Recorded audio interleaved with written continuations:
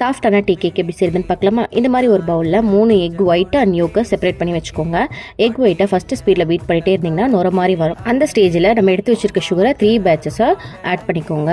Full எல்லா சுகரும் add பண்ணதுக்கப்புறம் ஒரே ஒரு ஸ்பீட் மட்டும் இன்க்ரீஸ் பண்ணி பீட் பண்ணிங்கன்னா இந்த மாதிரி ஸ்டிஃப் பீக் கிடைக்கும். இதுதான் பர்ஃபெக்ட் கன்சிஸ்டன்சி. நம்ம செப்பரேட் பண்ணி வச்சிருக்க எக் யோக்கையும் ஒரு தடவை பீட் பண்ணிவிட்டு அதையும் நம்ம எக் ஒயிட் கூட மிக்ஸ் பண்ணிக்கலாம்.